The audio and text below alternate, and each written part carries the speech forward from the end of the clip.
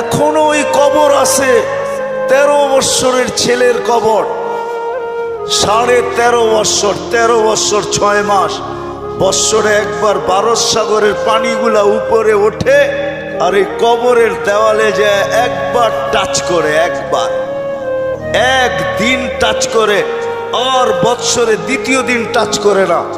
কিতাবি কথা বলতেছি না, আমি জিজ্ঞাসা করছি কমরু আইল্যান্ডে কেন টাচ করে, আমরা বলতে পারবো না। তা আমি বলছি কিতাবি কথা না, আমার বিবেক বলে বৎসরে একবার যখন আসে ভারত মহাসাগর মনে হয় আল্লাহকে বলে, আল্লাহ মদিনা মুনাওয়ারায় যে রওজায়ে আতহারে চুমা খাওয়া আমার পক্ষে সম্ভব না, কিন্তু মুহাম্মদ ইবনে ওসমান ইবনে আফফান, ওসমান রাদিয়াল্লাহু তাআলা আনহুর ছেলে, নামও মোহাম্মদ, ওই ফ্যামিলির সাথে সংযুক্ত, আমার পদদেশে শুয়ে আছে, একবার অনুমতি দে না বৎসরে এই মুহাম্মদের কবরে চুমা খায়, ওই মুহাম্মদের কবরে চুমা খাওয়ার স্বাদ নিতে চাই। আপনি বলবেন এটার প্রমাণ আপনি কি করে দিবেন? আরেক হাদিস দিয়ে প্রমাণ দেওয়া যাবে যেটা সত্য। জাবের রাদিয়াল্লাহু তাআলা আনহু বলেন, আল্লাহ রাসূল ঘুমায় আছে, আমি পাশে বসে আছি, দেখতেছি দূরের থেকে গাছটা মানুষের মতো হাঁটতে হাঁটতে আসলো, আল্লাহ রসুলের মাথার কাছে দাঁড়ায় গেল। দীর্ঘক্ষণ দাঁড়ানোর পরে আবার মানুষের মতো হাঁটতে হাঁটতে নিজের জায়গায় যায় লেগে গেল। বুঝাই যাইতেছিল না ও একবার উঠছে আবার ফিরত আসছে। আল্লাহ রসুল যখন ঘুমের থেকে উঠছে তো আমি বললাম, ইয়া রাসূল আল্লাহ, গাছটা মানুষের মতো হাঁটতে হাঁটতে আসলো, আপনার মাথার কাছে দাঁড়ায় ছিল, দীর্ঘক্ষণ পরে চলে গেল।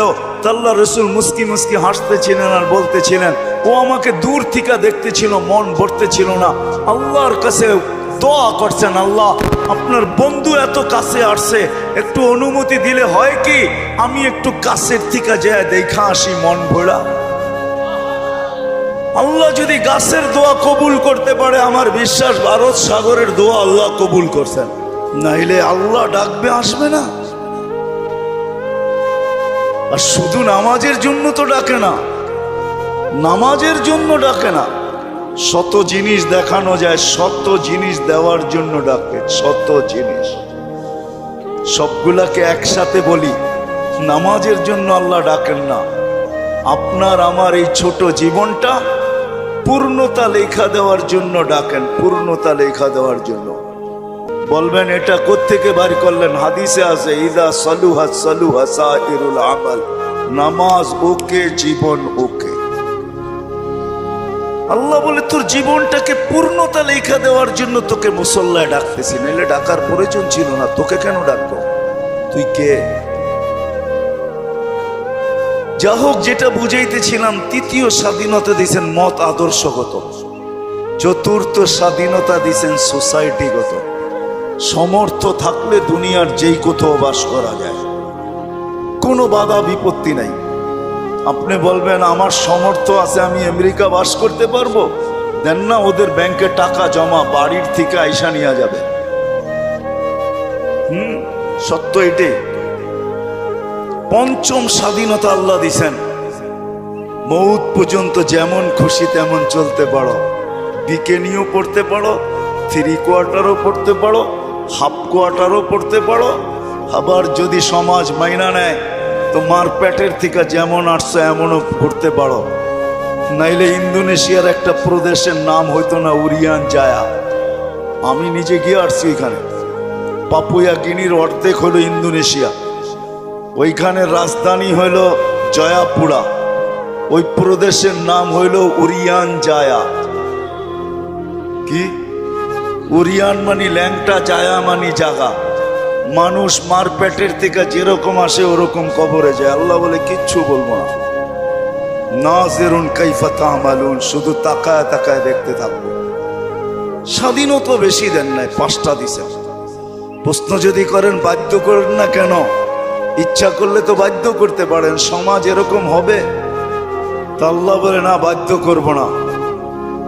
এই জন্য কোরআন বলে, লাউ শাআ আল্লাহ লাহাদাকুম জামিয়া, তোমাদেরকে হেদায়েত দিয়া দিতে পারি, সবাইকে চৌরাস্তায় দাঁড় করায় দিতে পারি।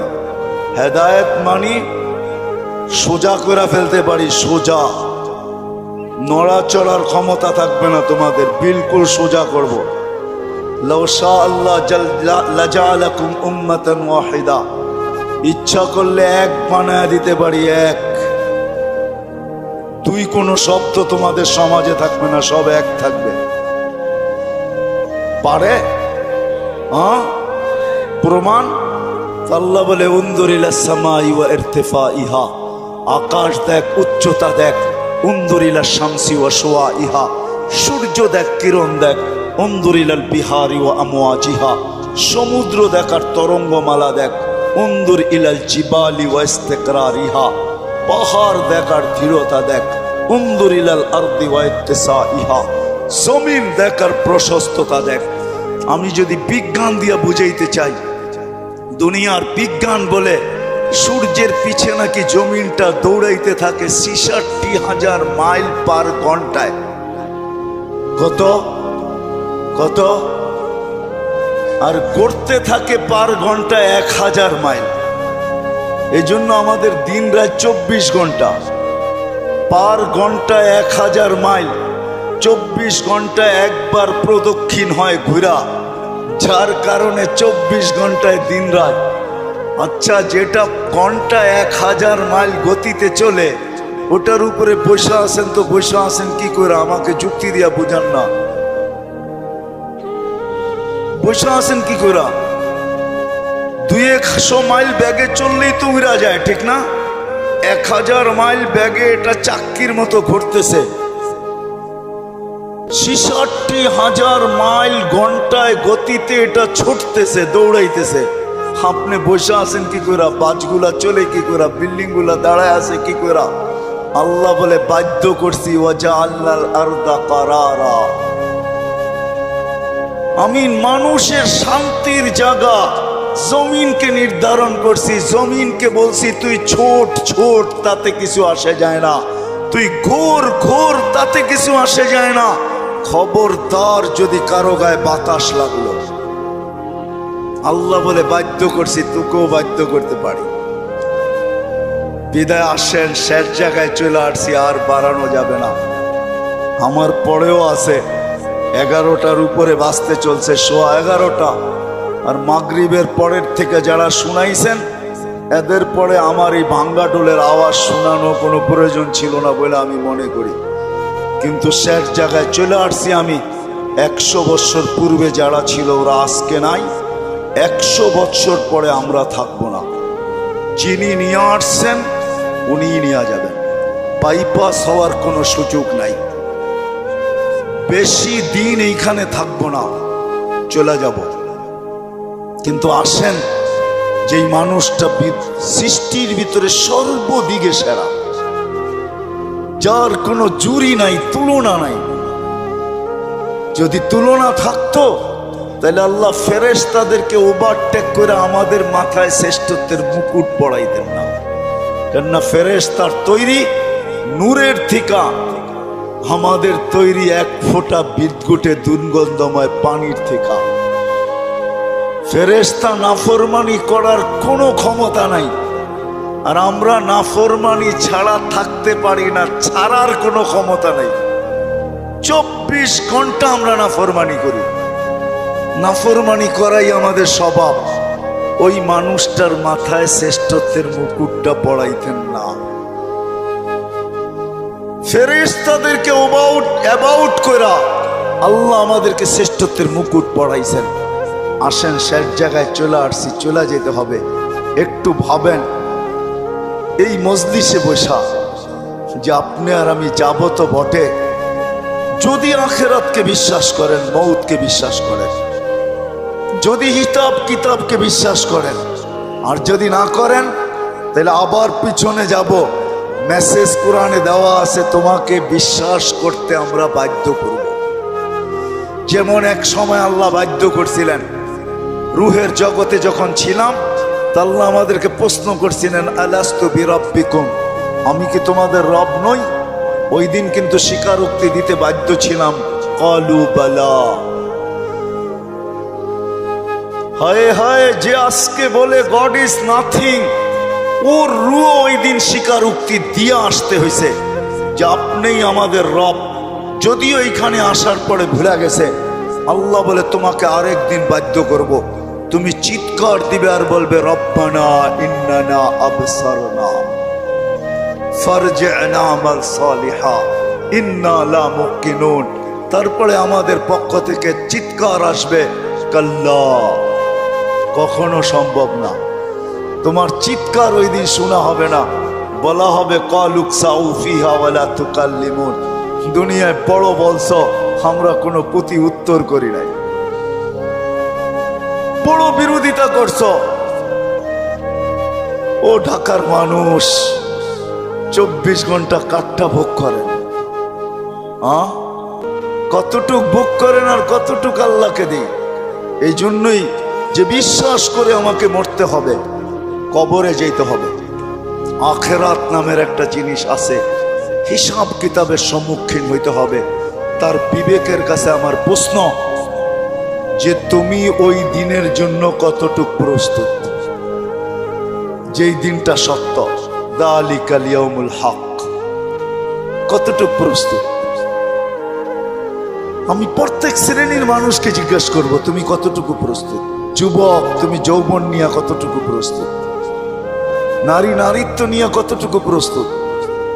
পুরুষ পুরুষত্ব নিয়ে কতটুকু প্রস্তুত? যে যেই ক্ষেত্রে আছে ওই ক্ষেত্রে থেকে কতটুকু প্রস্তুত? যেই যেই পজিশনে আছে এই পজিশনে থেকে কতটুকু প্রস্তুত? কতটুকু আপনি আর আমি প্রস্তুত? যদিও সূর্য প্রতিদিন আমাদেরকে বলতে বলতে ওঠে, আনা ইয়াউমুন জাদীদ, আমি নতুন দিন, আলা আমালিকা শাহিদ, তোমার কর্মের উপরে আমি সাক্ষী, ফাকতানিম, সুবর্ণ সুযোগ মনে করলেন, আউদ ফি হায়াতিকা আবাদা, হতে পারে আর কোনোদিন তুমি আমাকে উদিত হইতে নাও দেখতে পারো। প্রতিদিনের সকালে সূর্য এই চিৎকার দিতে দিতে ওঠে, জমিনটা প্রতিদিন শতবার আমাদেরকে সতর্ক করে, তামশি আলা গহরি মাসিরুকা ফি বাতনি, আমার পিঠে বিরাজমান, অতি সত্বর আমার পেটে আসবে। আজকে সকালে আমি সিলেট থেকে আসতেছিলাম, কোন এক কোম্পানির বাসে প্রতিশ্রুতি ছিল সুপারভাইজারের সাথে যে আজান যেখানে হবে ওইখানেই থামায়া দিব। আসতে আসতে যদিও শেষ ওয়াক্তে কোনো মতে 4 রাকাত পড়তে পারছি, 4 রাকাত কোনো মতে পড়তে পারছি আর কি। সে তার প্রতিশ্রুতি ঠিক রাখে নাই। কোম্পানির নাম বলবো না, কিন্তু আমি ভাবি যে হায় মানুষ, ব্যবহার করো আল্লাহ। আল্লাহ 24 ঘন্টা আল্লাহটা ব্যবহার করে, এতটুকু ভাবে না যে আমি চলে যাব। আমি কতটুকু প্রস্তুতি নিলাম, কতটুকু প্রস্তুত? বেশি তো চান না, 24 ঘন্টা 1 ঘন্টা চান, বেশি তো চান নাই। বেশি চাইছেন? 32 রাকাত নামাজ পড়তে কতক্ষণ লাগে? 1 ঘন্টা, পার রাকাত 2 মিনিট, 64 মিনিট লাগে। 1 ঘন্টা 4 মিনিট। সারা বৎসরে তো বেশি চান নাই, 12 মাসে একটা মাস চাইছেন। রোজা বেশি তো চান নাই, শতকরা 2.5% চাইছেন, বেশি তো চান নাই। জীবনে একবার হজ চাইছেন, বেশি তো চান নাই। হুকুম আহকাম তো বেশি না। বিদায় আসেন, আমি কথার শেষ জায়গায় চলে আসছি। আসেন আজকে এই মাহফিল থেকে ভাবি যে যেই কোনো মুহূর্তে আমি চলে যেতে পারি। আমার সমাজের মানুষগুলা ভাবা উচিত, যেই কোনো মুহূর্তে চলে যেতে পারি, কিন্তু আমার প্রস্তুতি কতটুকু, প্রস্তুত কতটুকু? কোরআন তো আমাকে মেসেজ দিয়া রাখছে, লা তুসআলুন্না আনিন নাঈম। শোনো শোনো, যা কিছু দিছি, হায় আপনি চোখ দিয়া দেখেন, ছোট একটা চোখ দেখেন, আপনি ভাবেন আমার চোখটা ছোট, এটা দিয়ে তো দেখি, ঠিক না? এই ছোট চোখে 13 কোটি করে 26 কোটি ক্যামেরা ফিট করা আছে। আপনি কোনোদিন ভাবছেন আপনার জিহ্বাটা কত বড় প্যাথোলজি সেন্টার? দুনিয়ার কোনো প্যাথোলজিক্যাল মেডিসিন শুধু 2-1টা মেশিন ছাড়া, ডায়াবেটিসের মেশিনে দেওয়ার লগ লগ বইলা দেয় কত আছে, আর জ্বর মাপার মেশিনটা এখন বইলা দেয়। আগে বগল তলে নিয়ে অনেকক্ষণ ধরে রাখতে হতো, নাইলে জিহ্বার নিচে অনেকক্ষণ ধরে রাখতে হতো। এখন একটু উন্নতি করছে, এখন ধৈরা বইলা দেয় কতটুকু আপনার তাপমাত্রা আছে। এরকম কোন দ্রুত মেশিন আছে জিহ্বা টাচ করবে আর বইলা দিবে? জিহ্বা তো টাচ করতে দেরি, বলতে দেরি করে না। বলতে দেরি করে নাকি? হ্যাঁ হ্যাঁ